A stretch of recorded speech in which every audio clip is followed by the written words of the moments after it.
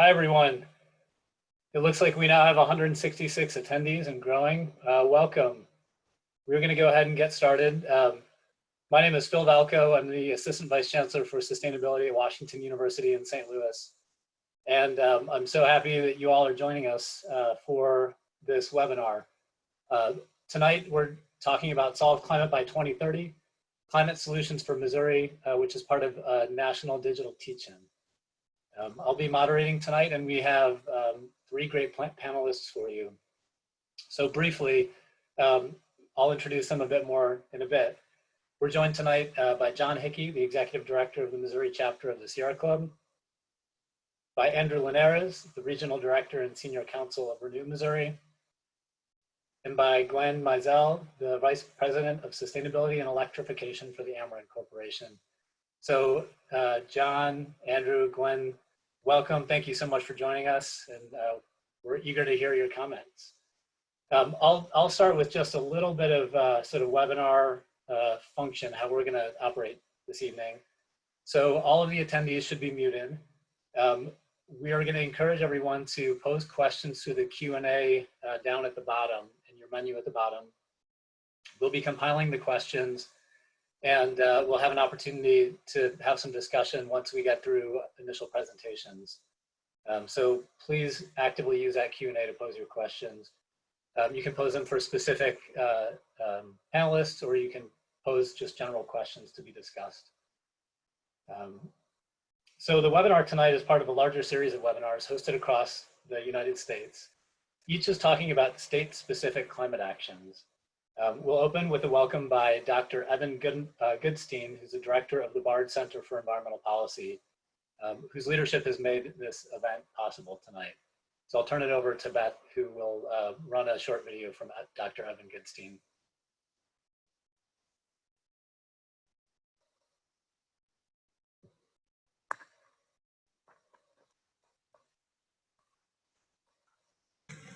Welcome to Solve Climate by 2030.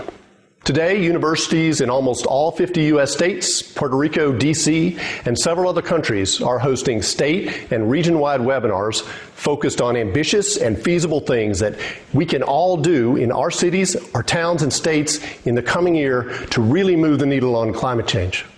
Here is the most important idea to take home today. What you do locally will change the future. Fact. The U.S. state of Georgia is a top 10 solar state. The neighboring Sunshine State of Florida has very little solar power due to outdated laws and regulations. When we launched Solve Climate a year ago, we could never have imagined that today entire countries and much of the world's economy would be shut down, with hundreds of thousands of people ill, thousands having passed away, and our health systems overwhelmed. I take that back. We could easily have imagined this. Our health experts and scientists warned us this was coming. After SARS and MERS, they told us this was coming, and yet we didn't take preventive action, we didn't prepare. COVID-19 has shown how fragile our health and economic systems are to extreme events. Our scientists have told us clearly that unchecked, climate change will turn our lives into an unending series of extreme events. Floods, droughts, rising sea levels, pests and disease, more extreme storms and hurricanes, all of this leaving hundreds of millions of people homeless and on the move. We can change this. We still have time to change that future. Last year, the world's top climate scientists told us that we have until 2030, 10 years now, to cut global warming pollution aggressively in order to stabilize the climate at the low end. That warning was the genesis for this national and international discussion today on how to solve climate by 2030. Solving climate in 10 years, that sounds challenging. And yet fixing the energy half of climate change by 2030 is looking more, not less likely than it was 4 years ago. The cost of solar and wind power, batteries, and electric vehicles have plummeted. In many cases, they are less expensive now than the fossil fuel power that causes global warming, and they are getting cheaper every day.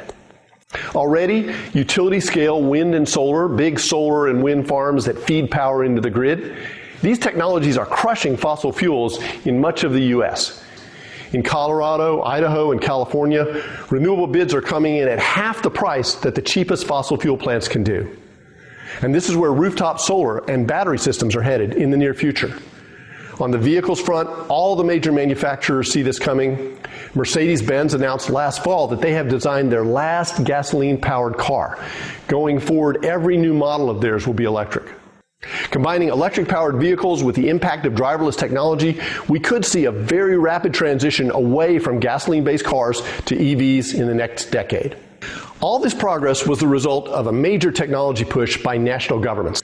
Starting in America in the 70s and then ramping up with the Danes, the British, the Japanese and Koreans, the Germans, and most recently the Chinese and Indians, government policies have brought these industries to scale. And now the market is taking over, and renewables, battery storage, and electric vehicles are on track to deliver power and transportation at prices unsubsidized that will lead to major disruptions of energy markets in the 2020s. Can we get there fast enough to solve climate? Well, this is where you come in. With plummeting prices for renewables and electric-powered transports, the pace of the clean energy revolution will no longer be determined by Washington, D.C. and other national governments. Instead, the core action is going to be in your city, at your electric utility, and in your state capital. The key to solving climate by 2030 will be clearing the path at the local level to rapid deployment of solar, wind, battery storage, and electric vehicles. We need to get rid of outmoded laws and regulations that are holding back the transition. Florida needs to take the lesson from Georgia. It's imperative that we have justice in this transition. We have to make sure that the millions of green jobs that are created are jobs for all, and that everyone has access to clean, affordable power and mobility. Today, in Nebraska and New Jersey, in Idaho and Alabama, in Bangladesh and Brazil, we're going to find out what are 3 ambitious but feasible things that we can do right at home to smooth the path for clean energy and to bring energy justice to our communities. Following the webinar, I hope you will join a group or class discussion about what you can do to make these solutions real. Then, what next? Well, this summer, young people in particular have a terrific opportunity to both support climate solutions and gain valuable job skills in a down economy.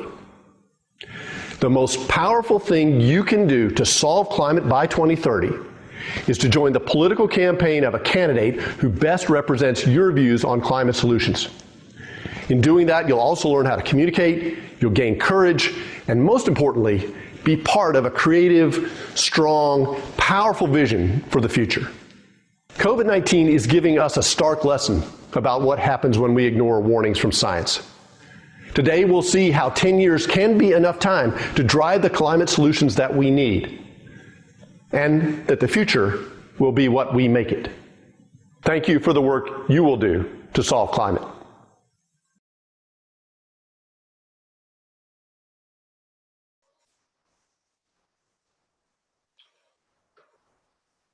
Well, thank you, Dr. Evan Goodstein, for that introduction. We are the Missouri instance of this conversation. There are conversations like this taking place all throughout the country, which is a very, I think, a pretty compelling thing that we are part of such a national and even international dialogue this evening. I want to note that we are now up to 229 participants, which is wonderful. Thank you all for joining us. Without further ado, we're going to move into the panel portion of the session. Each of our panelists will have a few minutes to share some introductory thoughts and provide some context on the topic from their perspective. We'll then shift to a question and answer session. As a moderator, I'll tee up a few questions of my own to get things going. And then, as I mentioned, for those that are joining later, please use the Q&A to enter your questions.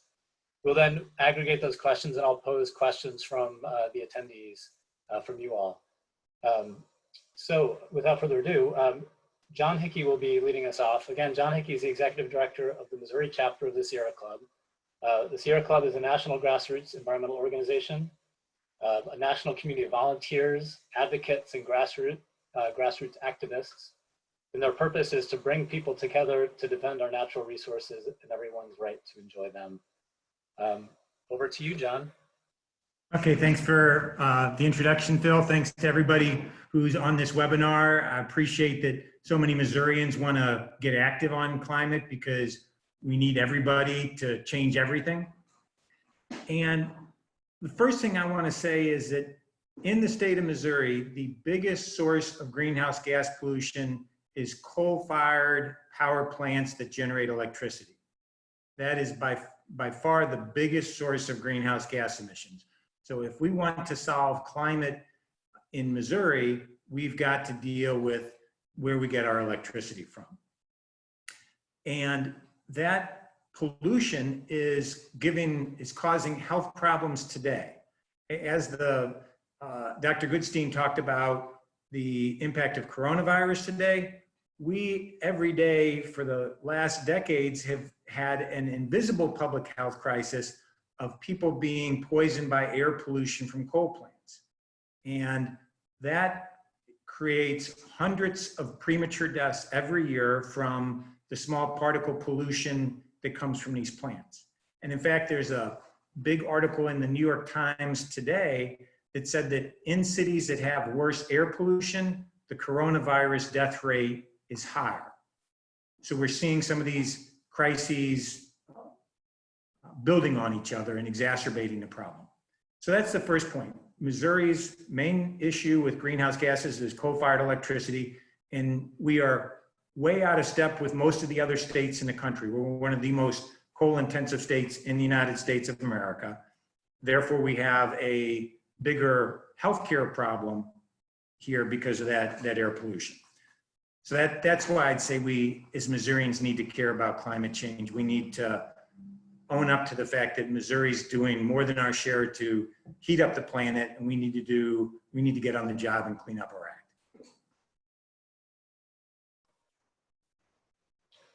Thanks, John. We are, I think what we'll do is just go through each of the panelists, and then we'll come to the discussion at the end. So next, I'm happy to introduce Andrew Linares. I've got to navigate, and there we go. Andrew Linares, again, is the Regional Director and Senior Counsel of Renew Missouri. Renew Missouri advocates for renewable energy and energy efficiency in Missouri, represents renewable energy interests at the Public Service Commission, including their hearings before legislators and in county and city offices. And they bring stakeholders for energy issues together to educate and to facilitate productive dialogue.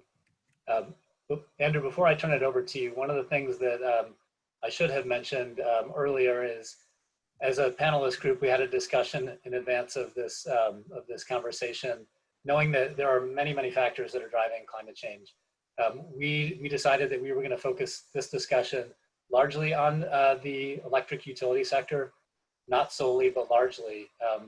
And again, we recognize that there are many other contributing factors and also opportunities for mitigation that we may touch on through the discussion, but this will largely focus on the electric energy sector.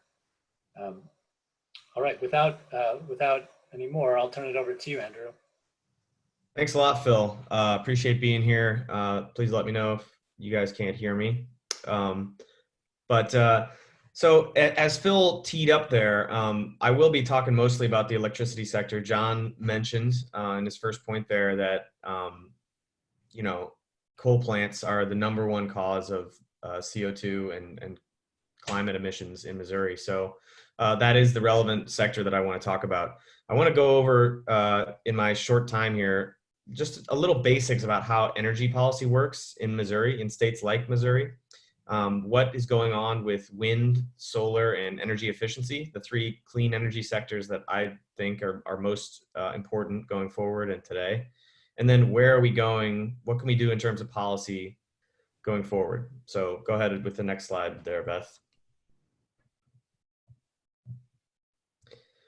So just a brief note here on the Missouri Public Service Commission. This is the state body that is responsible for regulating our largest utilities, our investor-owned utilities. Investor-owned utilities are like Ameren and Evergy, used to be Kansas City Power and Light in Kansas City.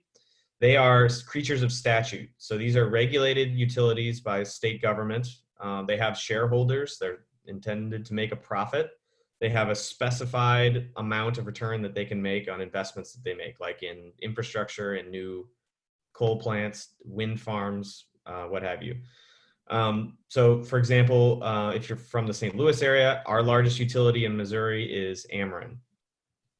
They're a monopoly, which means that they have a designated territory in Missouri to operate in. Go ahead with the next slide there.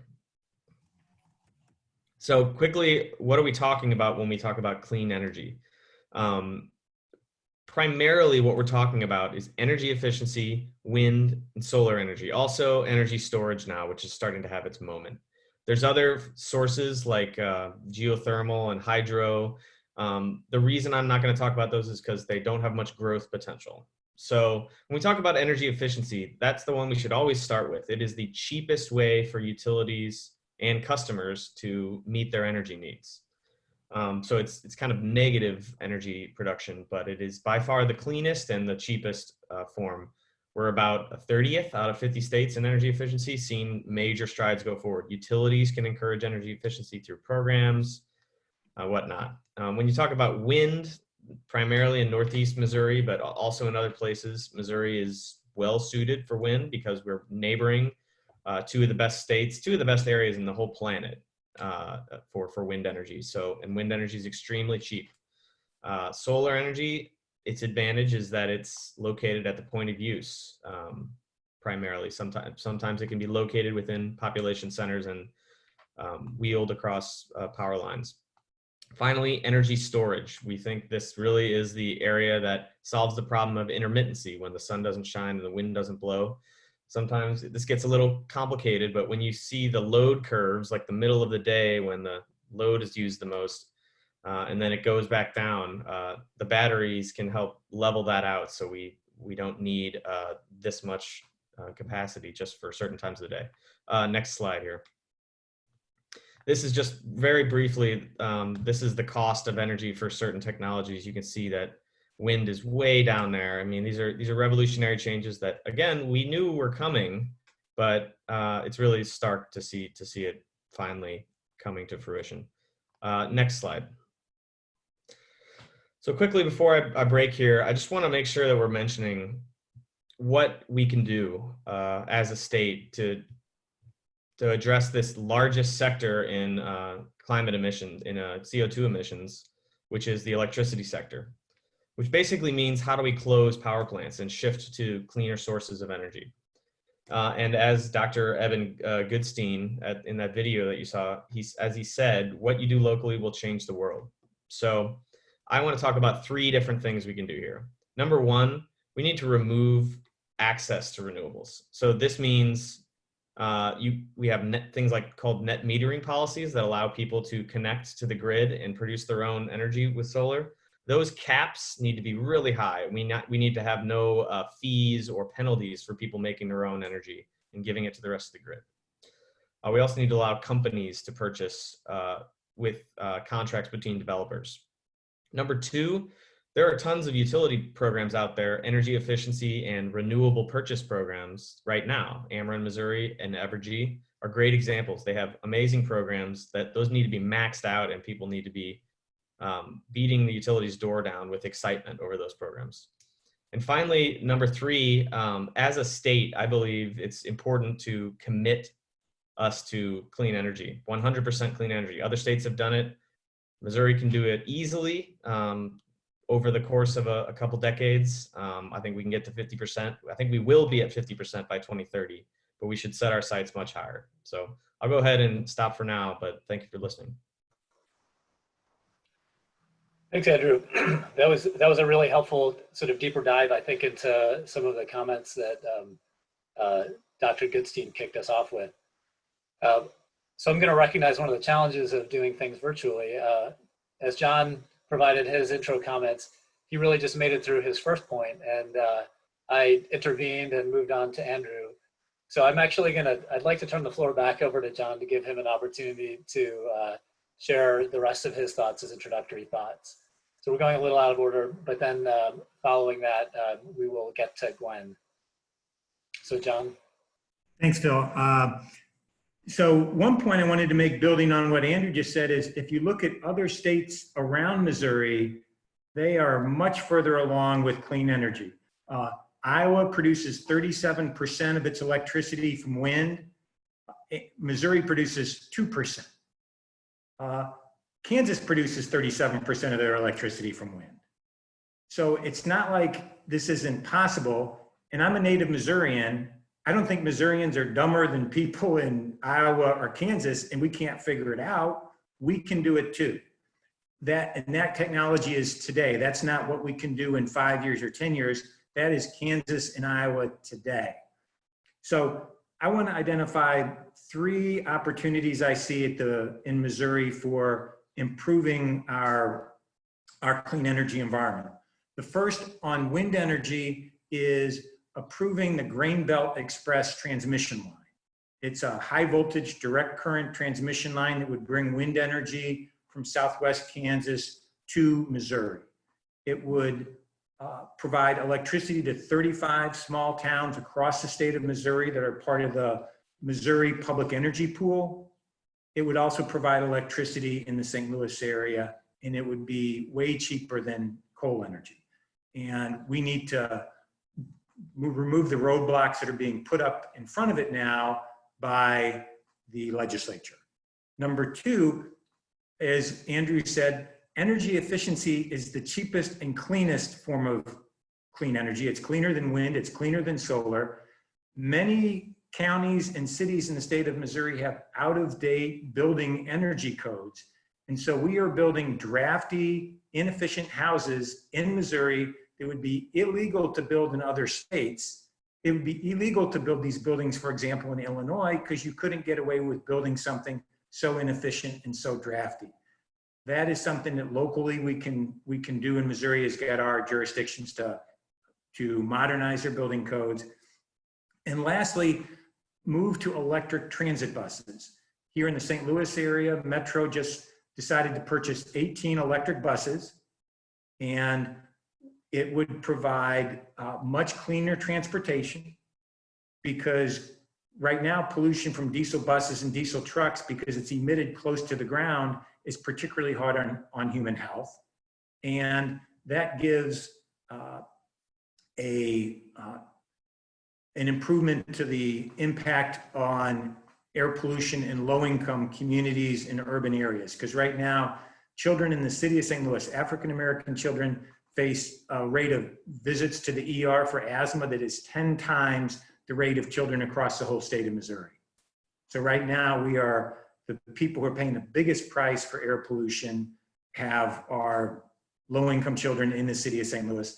That is wrong. And it's also hitting low-income children in Kansas City, Columbia, Springfield, you name it. So those are the 3 policy options I think we can move on today, and I will let us hear from the other panelists. Thanks so much, Phil.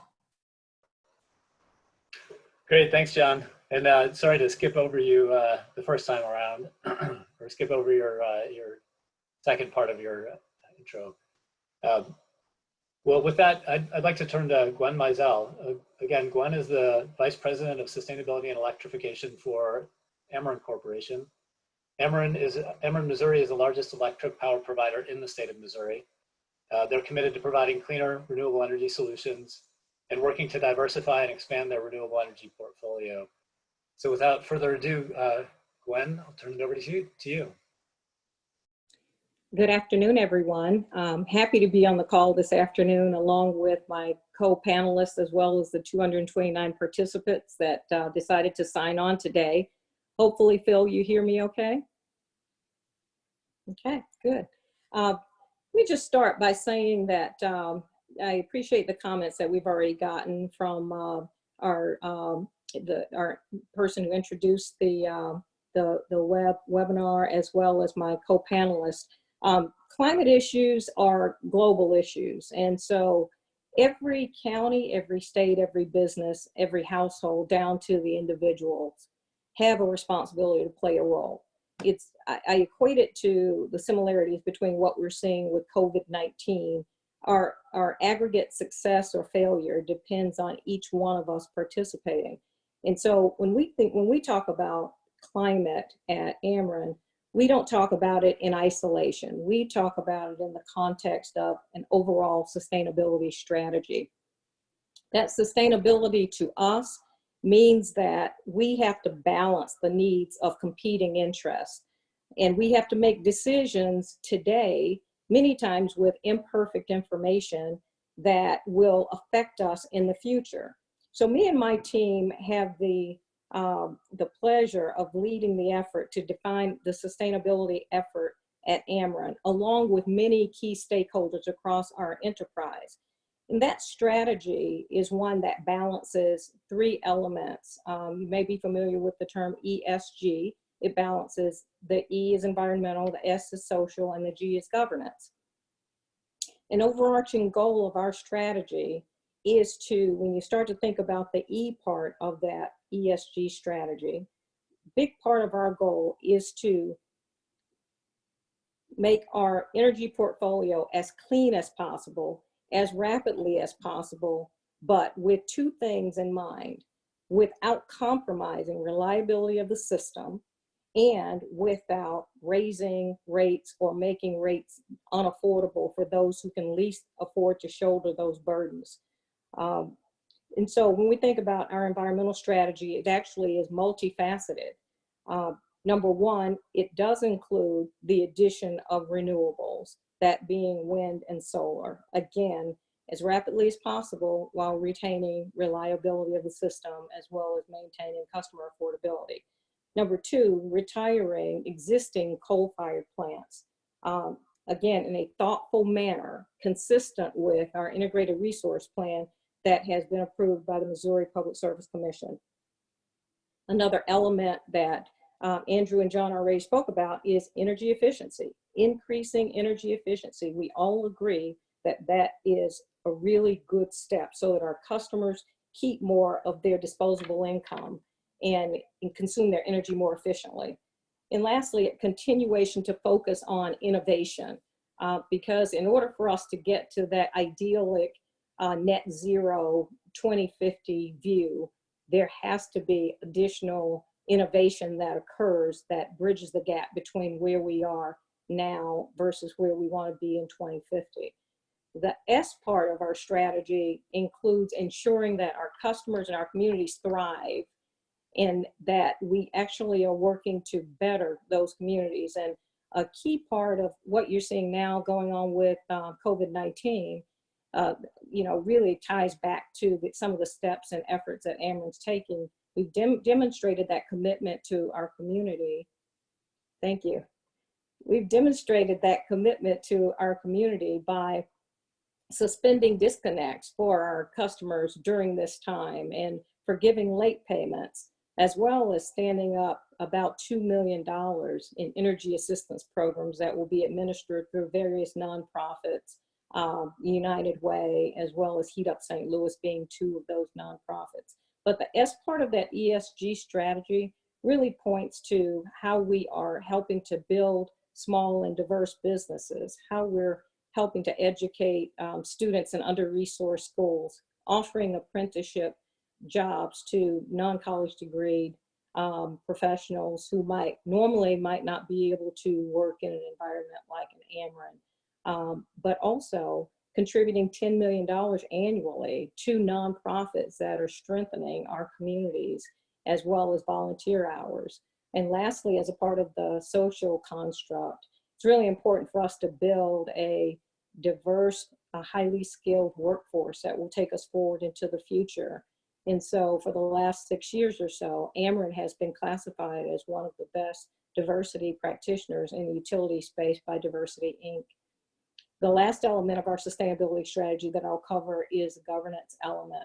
And governance just simply relates to the oversight that is provided for the sustainability strategy or the ESG practices to ensure accountability is there. So that measure really looks at your board of directors' skills mix and gender diversity, as well as generational diversity. And currently, 50% of the Ameren board of directors is either ethnically or gender diverse. Last piece of this slide that I'll mention is electrification is a large part of our sustainability strategy. There are more people buying electric vehicles. Electrification is definitely one of the biggest ways that we can decarbonize, not just locally, but also globally. And so we are focused on building the infrastructure to support electrification because that helps us decarbonize, and ultimately it helps us lower the cost across our customer base. Next slide, Phil. So this slide is just a high-level reference, and it's got a lot going on, but you can read it at your leisure. It's really designed to say that we have a plethora of renewable energy programs and innovations that we have rolled out and are sharing. I mentioned that a big part of our environmental strategy is to add renewables to our portfolio. We are committed to add 700 megawatts of wind energy to our portfolio somewhere close to the end of this year. That will be a 700 megawatt kind of addition, which is a huge, huge commitment, a huge investment that we are extremely proud of. But we also have a number of additional solar initiatives that we have rolled out that are either underway or have been rolled out previously. There's a renewable choice program that we offer to our large C&I customers that is already fully subscribed. A community solar program is a program that's available for residential customers and small businesses, as well as neighborhood solar. So you can see there are a number of solar programs that we have. I've already mentioned energy efficiency being one of our most efficient tools for effectively impacting positively the environment. It saves our customers money. Last year in Ameren, Missouri, Ameren, Illinois, we invested almost $200 million across the enterprise in electric and gas energy efficiency programs, with a goal of saving our customers 2 bill payments annually.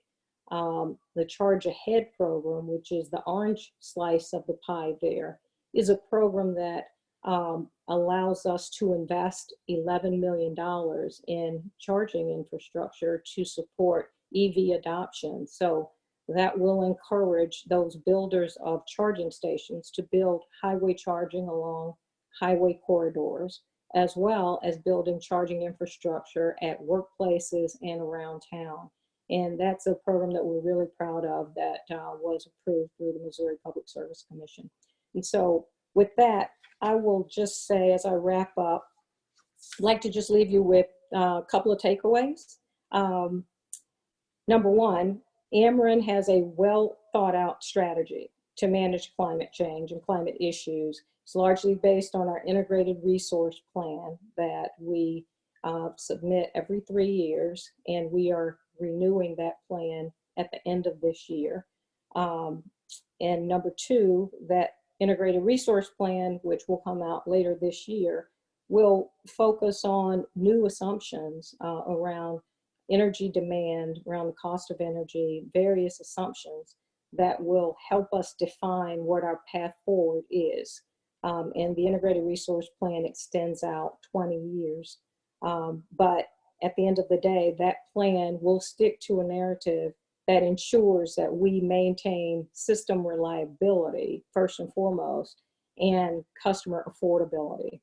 And lastly, I will say we have a responsibility to our customers to not only be just a provider of services, but also to be that entity that helps bring equity and support equity in our communities, to offer customers hope and help so that they can keep more of their disposable income, and to help those vulnerable communities to be the very best that they can be. And so with that, Phil, I'll hand it back over to you. Great, thank you, Gwen. As I listened to the three of you, there are a few things that stood out as interesting challenges and opportunities. So the session is Solve Climate by 2030. And 2030, for those of us that are, older than 30, we recognize that 10 years can pass pretty quickly. 2030 is right around the corner. And there really is an awful lot that we'll need to be doing to truly solve climate by 2030. So I'll get to a question around that, but almost thinking from a frame of design constraints, there's a couple of things that came up that are challenges that also require us to think about solutions. So Andrew, you talked about storage, and storage does get at one of the things that needs to be managed, which is time of use. So certain forms of energy, solar, right? Sun is shining daytime. Energy use is used throughout the day. We need to have more storage within our mix if we're going to get to very high percentages. I mean, really high, aggressively, 100% renewables. So we need to be thinking about storage and what that looks like.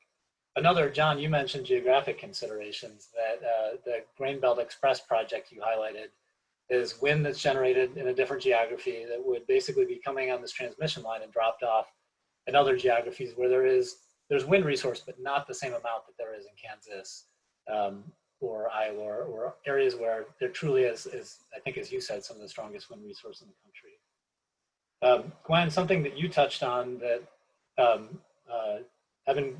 Dr. Goodstein touched on as well is climate justice and equity, and making sure that as we develop solutions, that they're solutions that really can benefit those with the least access within our communities. And then a fourth thing that came to mind as a challenge, a design constraint, and an opportunity to think creatively is this infrastructure question. So when you talk about electrification, we have an entire sector, transportation, that has been powered largely by fossil fuel for a long time. And we have the infrastructure to support that. We have gas stations all around, and we have vehicles that are gasoline vehicles. To shift to electrifying requires a lot of infrastructure. It's going to require some very strong and thoughtful coordination and broad collaboration to truly shift. So I'll share those four things that came to mind, but I'd like to maybe pose a question to start the conversation, unless any of the panelists want to react to what I just shared. John, I saw you taking yourself off of mute, so I wondered if you had a comment. Yeah, I thought your point about electrifying transportation is a good example of a place where groups like the Sierra Club and Ameren can really come together. Because we want Ameren to sell a bunch of electricity to buses and trucks and cars so that we can electrify transportation. Because in the United States as a whole, transportation is a bigger contributor to greenhouse gas pollution than the electricity sector. That's reversed in Missouri, but if you look at the country as a whole, the transportation sector is the biggest contributor to greenhouse gases. Climate change is going to impact the whole world. Carbon dioxide doesn't care about state lines. So we can really cooperate on that. And the other place that we're already cooperating that I want to lift up is on building codes. Ameren is funding training for cities and counties that want to move to higher energy codes to train their building inspectors in how to enforce that new code. That makes it easier for those cities and counties to adopt a modern code. And I think that's another great example of how we can cooperate and come together around improving our state. Thanks for that, John. Gwen, do you have a, please? Yeah, I appreciate John's comments. It's always great to see where there's alignment between Ameren and Sierra Club and others. The electrification is absolutely one of those places where I think we align. And as I think it was John that mentioned the 20 buses that are being put into rotation by Bi-State.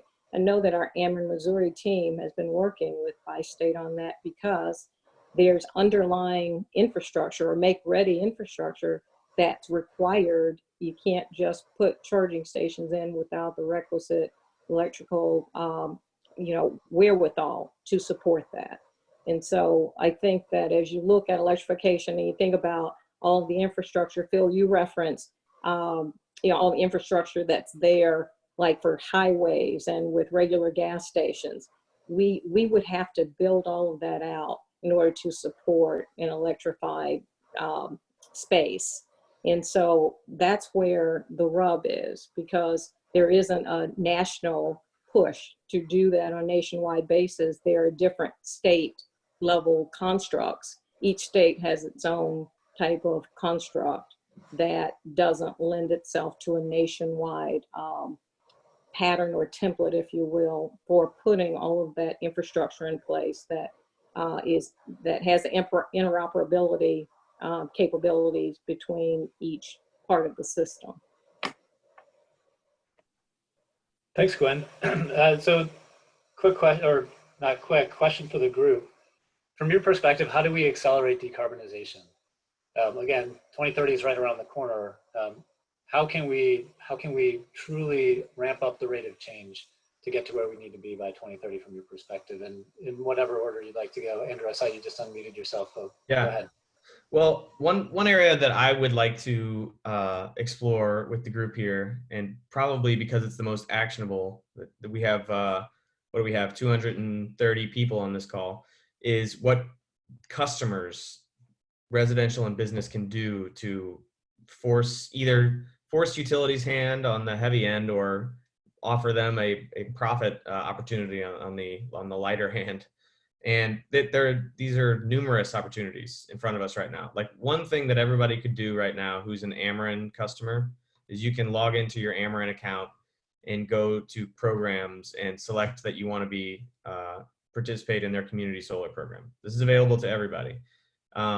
We could max that out, and that would send a signal to the utility and to regulators that there's a huge demand for this.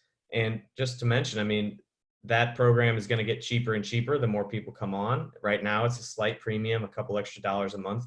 There's really no reason that it needs to be a premium. It should be a cost-saving mechanism, given the cost of solar, and it will be. Folks like Renew Missouri and Sierra Club are pushing really hard for that to become a customer cost-saving mechanism, particularly for vulnerable populations who could use a break on their bill. So that's one thing everybody can do right now. People who are penned up at home, which is everybody right now, if you own your home, you can do tons of energy efficiency stuff. And that saves you money, that improves the value of your home, that improves your indoor air quality and conditions like asthma and COPD, and saves our healthcare system money. There's 42,000 people in Missouri employed by the energy efficiency industry. So it's a major job creator, more intense than almost any industry in the country. So these are things that customer choice can really drive. And as I said, that sends the signal to regulators and to utilities and to policymakers throughout that this is a service in demand. So I just wanted to throw that out there. Also, businesses have applicable programs as well that they can participate in, like Ameren's Renewable Choice Program. If you work for a large employer that is located in Ameren service territory, you can get all of your energy from a new wind project that Ameren's going to build. So Andrew, I just saw a quick comment from Debbie asking you to repeat the name of the program. I think it was a community solar program. For a little bit of background, the first phase of that was a 1 megawatt solar installation at Lambert International Airport in St. Louis. Is there Gwen, are you able to share anything about, because I believe that first phase was fully subscribed. Is there an additional phase that folks can sign up for? You're absolutely right, Phil. It is currently, community solar is fully subscribed at this point, but because it was subscribed within a matter of a really short time after it was rolled out, the view is that we'll definitely be looking at bringing that back as another option around that back. And that is probably something that's quite timely, being that we're looking now at our issuing our updated integrated resource plan later this year that will talk about the expectation around additional renewables that we would add to our system, and also take a look at the retirement dates for the existing coal plants. And so that will be available sometime later this year. Yeah, and Phil, just one last thing to mention about that. As Gwen said, they're in the plans in the works to drastically expand that program. We're certainly going to be pushing for it to be 100 megawatts or greater in the short period. But one advantage of programs like this is that this isn't you going off the grid. I mean, obviously that's available to you if you own your own business or your home. You should look into going solar, but this is a simple check the box, pay a couple extra dollars. That's a real advantage for renters. That's a real advantage for people who have weird shade or house orientations. This is available to everyone. And as I said, you know, when this gets to scale, this is going to be something that's going to save money for people. And hopefully we'll have a low income or an income qualified subsidized section that will save folks who need the most help even more money. So I just want to emphasize the ease at which people can do this. Everyone can do this right now if you want to. But I've got to jump in here and have some disagreement on this panel. Individual action is great, and I am always puttering on my house, which is over 100 years old, to try and make it more energy efficient. Everyone should do what they can, but we are not going to solve climate in 10 years unless we make major change at the policy level, which really requires joint action. Individual action is great, but it is not enough. If we are serious, we need to change the rules and the policy around how we generate power, and that is what we need to do. I may want electric buses, but I can't go out to my curb and get on an electric bus unless there is an electric bus and unless there's new charging stations and there's policies to support that transportation option, et cetera. So I think it's both and we gotta look at the scale of the problem and have a solution that is equivalent to the scale of the problem. Absolutely. John, you got a couple of comments, people agreeing with you. So some thumbs up for that. I'd like to, with the time that we have left, I'd like to touch on a couple of the questions that have been raised. So give me just a moment here. Let's see, I saw that Ken, actually Ken and Luke posed questions about the impact of wind turbines on birds. Is that something that any of you feel confident speaking about?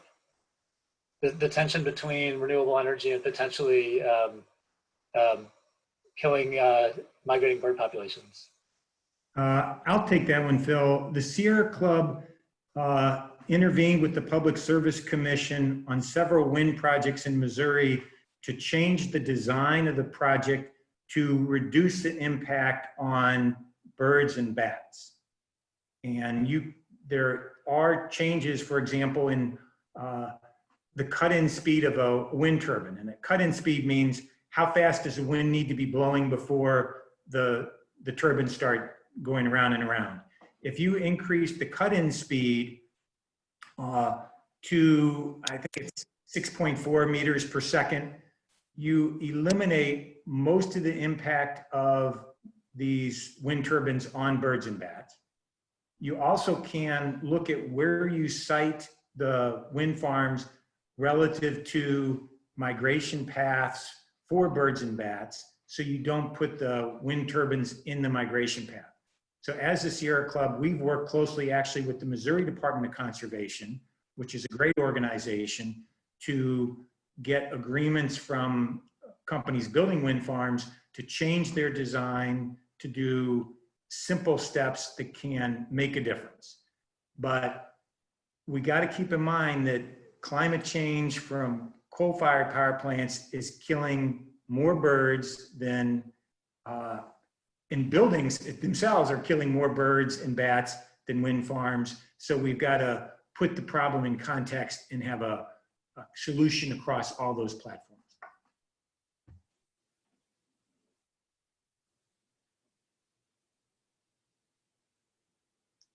Looks like I was muted. John, FYI, your video is off, so you may have accidentally clicked it off when you were unmuting yourself. There you go. Oh, now you're back off. There you go. Okay, good to see you again. We have just a couple of minutes left during the discussion portion. And I'll do one more question that came in. It was a question from Akash about this concept of net metering. He says he's read a little bit about it. Why is this not openly embraced? It seems like it could solve a problem with some outdated grid issues in the US.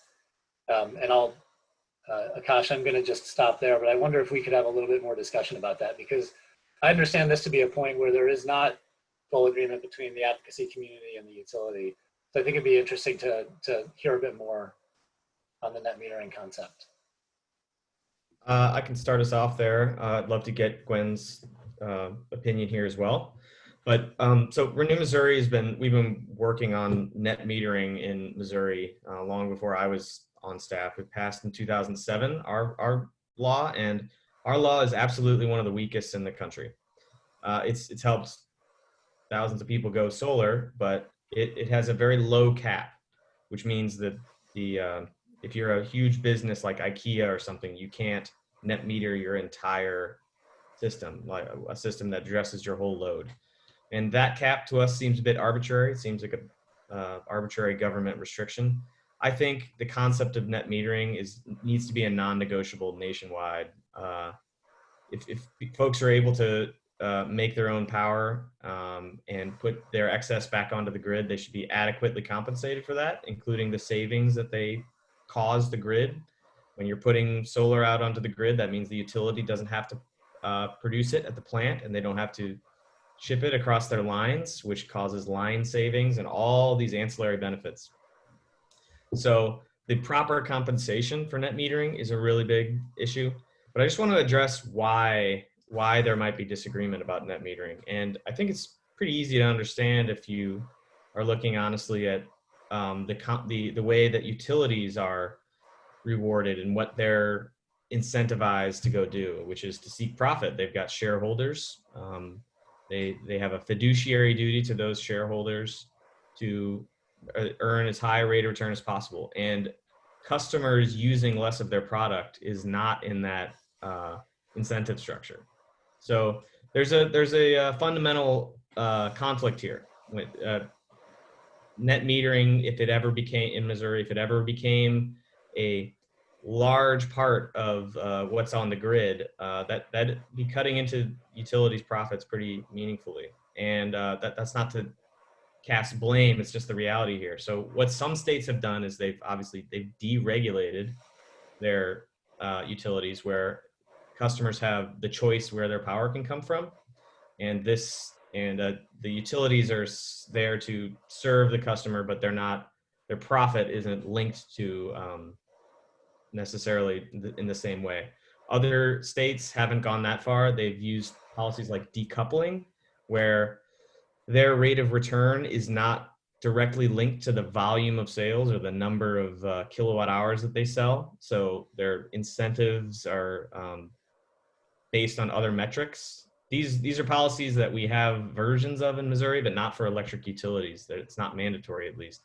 So there's obvious answers to how to overcome these inherent contradictions and conflicts, and all we need is the political will to get it done. It's certainly something that we know how to address. Gwen? So Andrew, I will comment. So net metering is definitely a policy tool that can be helpful.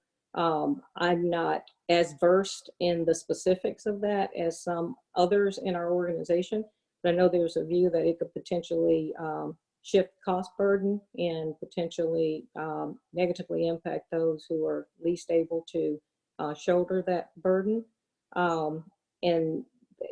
But that is one reason that we have rolled out a number of other types of renewable programs that our customers and our businesses can avail themselves of. But I can certainly, get with the ones in our organization who are more equipped to discuss the specifics of the technical specifics of net metering, and we can carry this conversation on offline. Well, it looks like we have just a couple of additional minutes. Thanks for that note, Beth. So I'd like to share sort of a combined question from two of the audience members, Britt and Essence. Britt asked about, as voters, who should they be reaching out to? Where are the highest impact areas for people to be communicating and advocating? And then Essence asked about, are there particular policies that you would recommend that people advocate for? And I know that Ameren is interested in some legislative support, probably around electrification, which seems to be an area of agreement. And I know Renew and Sierra Club have any number of policy priorities. So again, who should folks reach out to, and what policies would you suggest they advocate for? Maybe we can just do a quick round robin to end the panel. John, I saw you on mute first. Would you like to go ahead?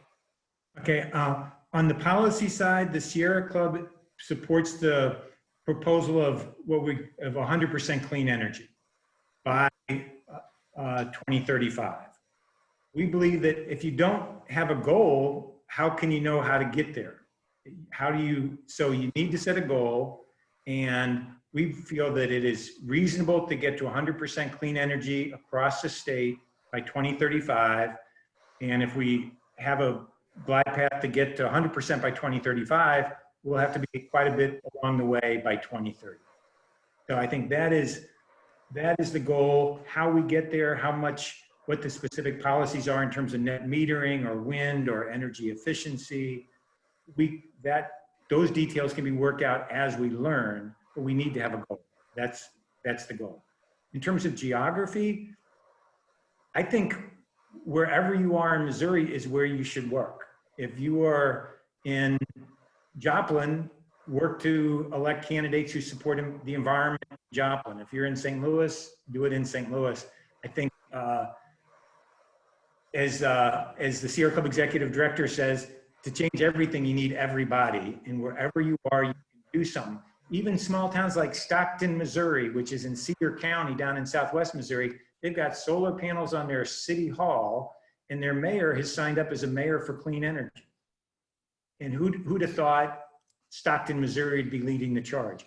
Wherever you are in Missouri, do what you can. I think we've shared a lot of good ideas today on what you can do. I'm happy to go next. Does that make sense? Either way, yeah, sure. Go ahead, Andrew. So echo what John says, 100%. 100% clean energy in Missouri is a physically and operationally a doable thing, and it's a real political challenge. But obviously, your state legislators are important for that sort of goal, and all elected officials are important to reiterate that goal. But I did mention the Public Service Commission at the beginning of this call because that's the world I run in. And, you know, Ameren, Gwen mentioned that they're going to be doing their integrated resource plan here at the end of the year. That's where all the large planning decisions are made. And that is done at the Public Service Commission. So if you want to follow along with that and make sure that Ameren is pursuing the sorts of investment decisions that you want to see, that's a good place to follow along and give your input. And you can track that by following groups like Renew Missouri and Sierra Club. All right. Well, I will go next, and I will echo some similar sentiments. I think that that advocating at multiple levels makes all the sense in the world. You know, whether it's at the local, state level, the regulatory or legislative level, as well as at the federal level.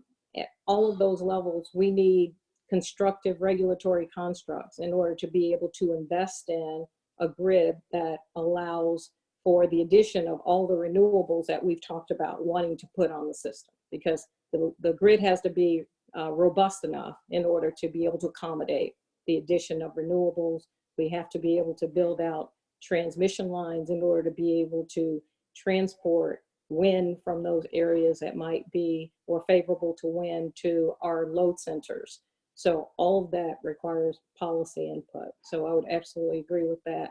The one thing I will hark back to is we have indeed already set carbon reduction targets that were part of our 2017 Integrated Resource Plan, and that those targets show us reducing our carbon emissions down to 80% by the year 2050. As I mentioned, there will be an updated integrated resource plan later this year. And as a part of that integrated resource plan process, there is a robust stakeholder engagement process that allows for interactions and comments from key stakeholders. Great, thank you, everyone. So we are right about a time. There is a quick wrap that Beth and Teresa will be doing. I want to thank our panelists so much for their time. I want to thank all the attendees for being here. Hillary, if you're still on, I want to recognize that we were not able to get to topics beyond energy. Hillary commented about opportunities for soil carbon sequestration. And yes, there are a lot of other solutions that need to be on the table as the world works to solve climate. So we were limited in scope today, and I recognize that. So quickly, I'll turn it over to Beth Martin, who will share a little bit about a resource, and then Teresa will do the same. So Beth, take it away. Yes, hi, thank you very much. We wanted to let you all have a couple of takeaways. And so one of the highlights we wanted to share with you is just to share information on the Switch Energy Alliance. This is a website that you can go to, and it has a good many resources where you can dig a little bit deeper into all different types of energy. You do have to create an account, but it is free, and then you can log in and tap into all of their different information. So, and then the very last thing that we wanted to do is we want to get a sense of, for everybody who is here and that has joined us today, we want to get a sense of really where you are and what you're thinking about. So we would love to have you participate in our online, in an online survey. So it's pretty simple. All you need to do, and you can do this on your phone, on your tablet, your computer, is go to the website. You can see it right now on the screen share. It's www.menti.com. When you're there, enter the code, which is again at the top here, 422489. And you'll be able to select 2 different actions that you might take over the next, and I'm getting a note that someone can't share my screen. Can I get a thumbs up from the panelists if you're seeing the to solve climate by 2030? Okay, great, thank you.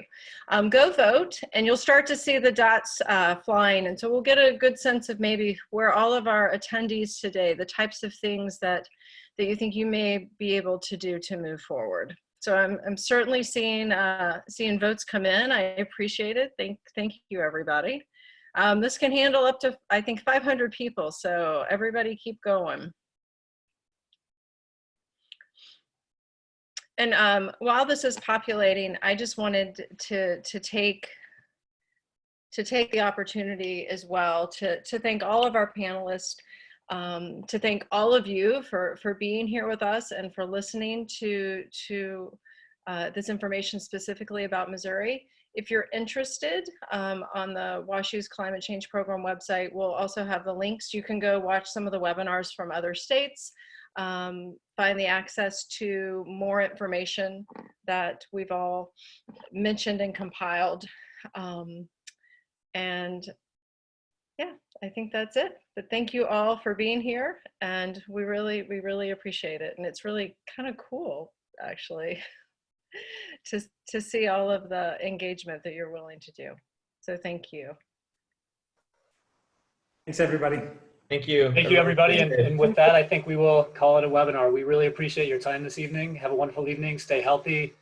And yeah, someone just posted vote, vote, vote. We really appreciate your active and ongoing engagement to help ramp up and accelerate climate action. So thank you all for your passion.